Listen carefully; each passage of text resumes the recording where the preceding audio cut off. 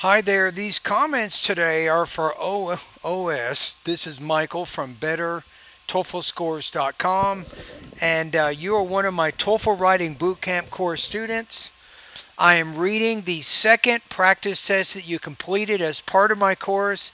This is the second of two video correction essays I do as part of this bootcamp course. In addition, you will now be, after this error correction video, you will be able to continue to complete 15 additional practice tests over the next 4 weeks. Now, I will not error correct all those, but I will score those and give you some basic feedback on those practice tests. Okay, so I have the integrated rubrics, writing rubrics, scoring guides here, and let's take a look at what you wrote.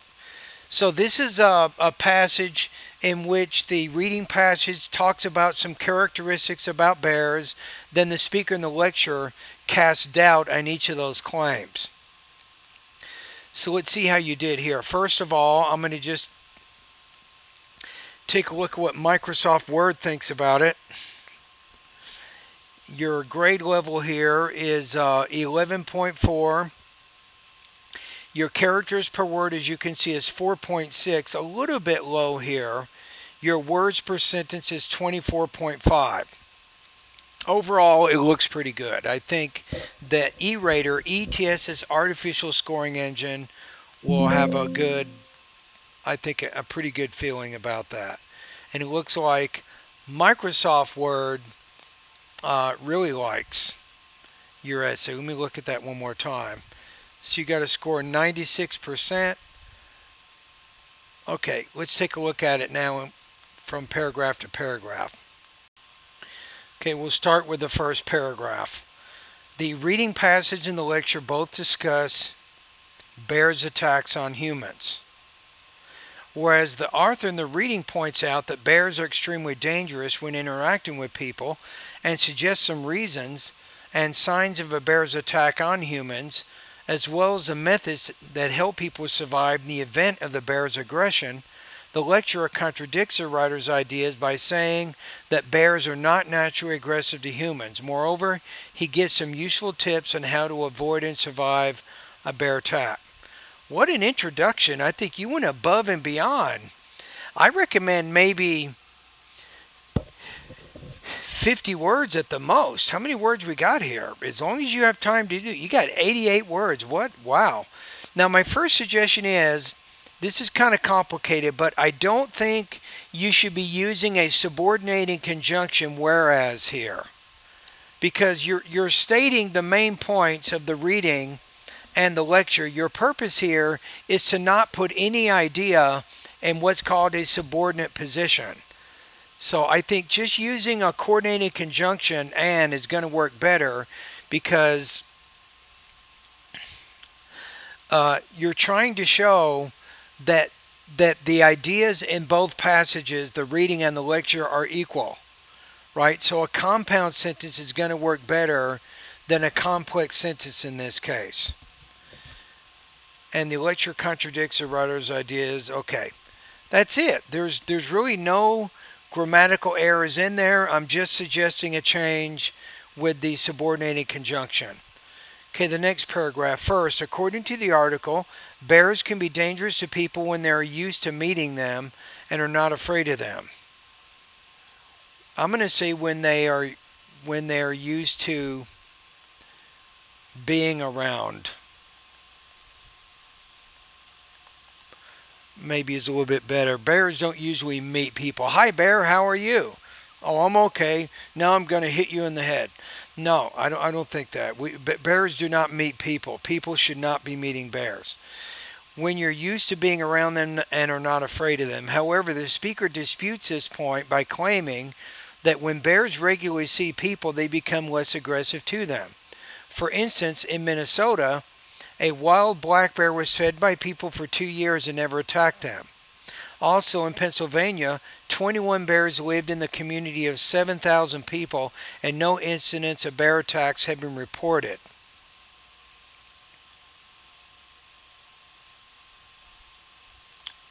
We'll put adds the speaker. I'm going to put a voice marker at the end of that.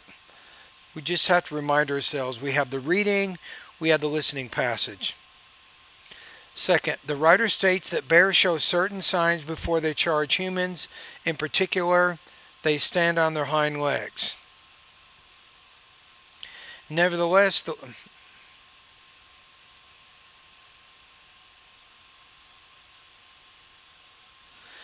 okay, I think this is something we got to work on here. So the problem here is you have a comma and we have two different independent clauses here. The writer states that bears show certain signs before they charge humans.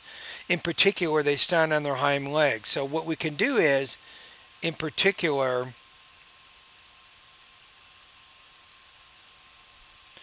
what if we put this by, then we put by standing on their hind legs. So that way we don't have two different sentences being connected by the comma, because that creates what's called a comma splice. So you can go over to Google, type in the keywords, what is a comma splice in academic writing? You say, nevertheless, the lecturer casts doubt in this idea by arguing that people often misunderstand a bearer's behavior.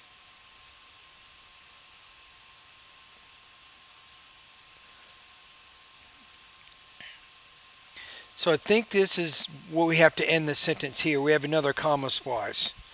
Thus, in fact, by standing on their hind legs, bears are trying to get a better view, argues the speaker. But when they're ready to attack, they put their heads down. So I'm going to just throw another voice marker in there to keep everything sounding like a summary. Finally, in order to avoid a bear attack, people should either run away immediately, climb a tree, or fire a gun, as the author notes. Perfect. I like your voice marker there. On the other hand, the lecturer believes that those methods would lead to the horrible consequences. He said that bears are able to run as quickly as a racing horse.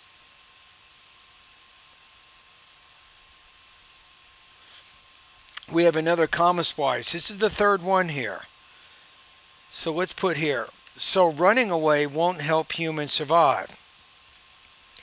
Now, if you wanted to, I'll show you a couple of things here.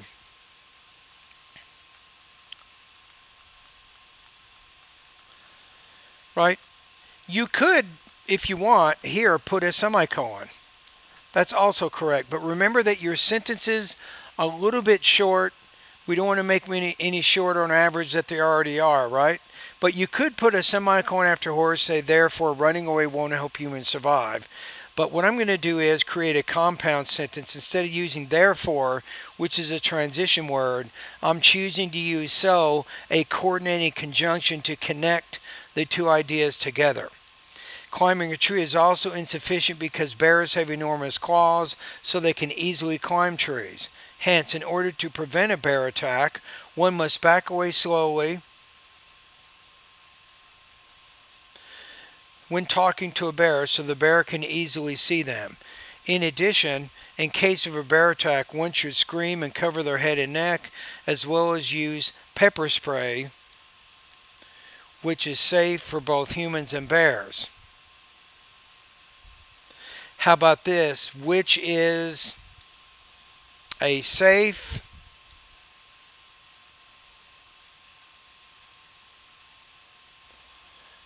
but effective deterrent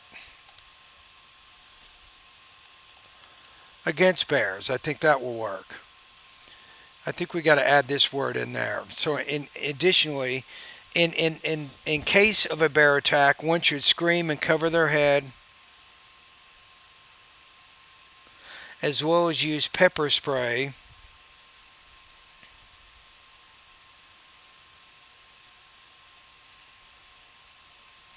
So you got there, which is actually plural, but then one is singular. So we're having, this is what's called the third person singular point of view, but this is the third person plural point of view. And I think in some areas there's professors who will give you a pass on this, by the way. But if we want to make it exactly, the pronoun agreement is good. In case of a pair attack, we'll go back to people should scream and cover their heads and necks, as well as use pepper spray, which is a safe but effective deterrent against bears. To sum up, the reading passage in the lecture hold conflicting views regarding bears.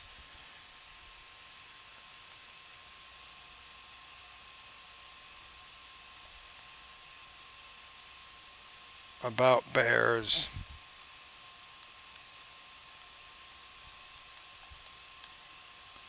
behavior and attacks on people. The reading passage in the lecture hold conflicting views regarding bears' behavior and attacks on people.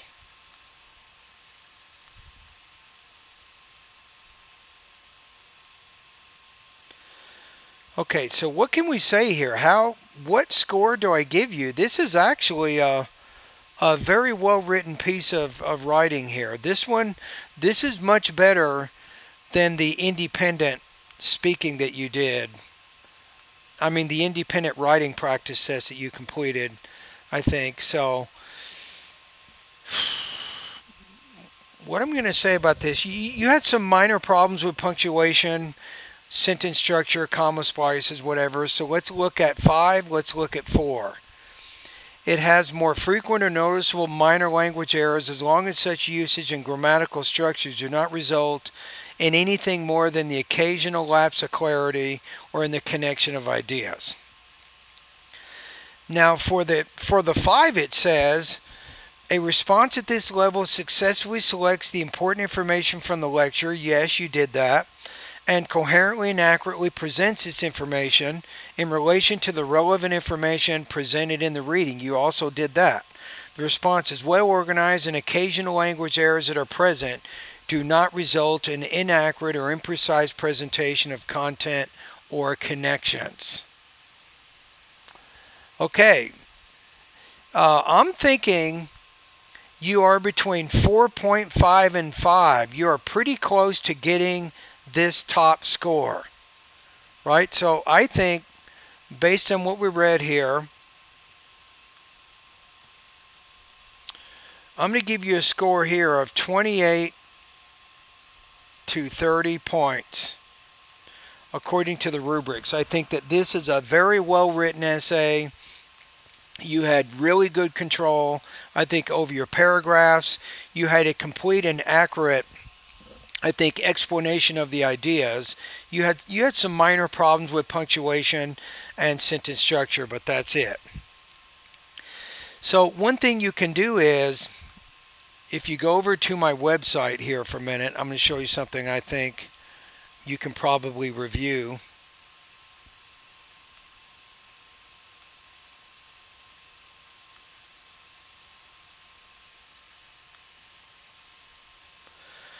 Okay, you can go into the grammar part of my course, which is this section here, and then take a look. I think lesson number 25, comma splices, run-on sentences and fragments. I think you can take a look at that. That's a good lesson for you right now. Another one,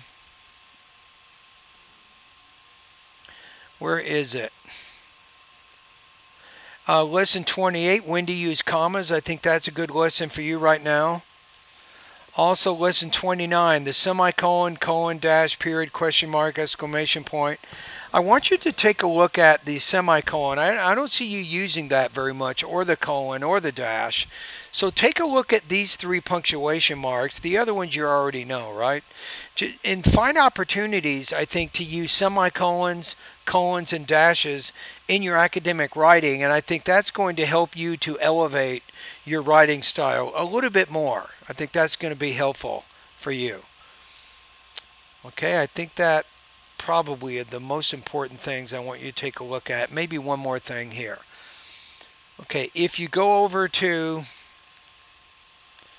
see if I have a lesson on this one. Nothing there. this one.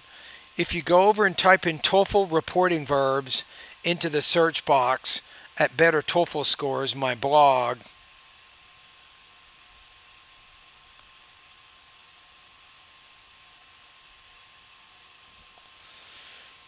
and you see those, I want you to take a look at maybe TOEFL reporting verbs for integrated tasks.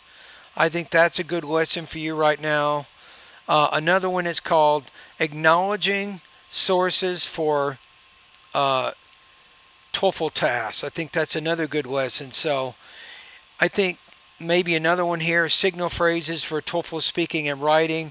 So you'll see I have several different lessons to help you in that area over at my blog. So sometimes when you're looking for something specific, I have almost 900 different lessons now.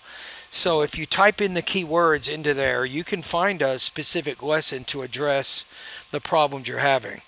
But I think overall you have excellent writing skills for TOEFL integrated writing. Like I said, I think 28 to 30 on this one. And based on the fact you scored a little bit lower on the independent writing task, that might be where you focus more. So when you begin doing your writing practice test, maybe do 2 to 3 independent writing practice tests each week, and I will give you your scores and basic feedback on that. And then maybe send one integrated writing practice test per week so you can get some basic feedback and a score on that.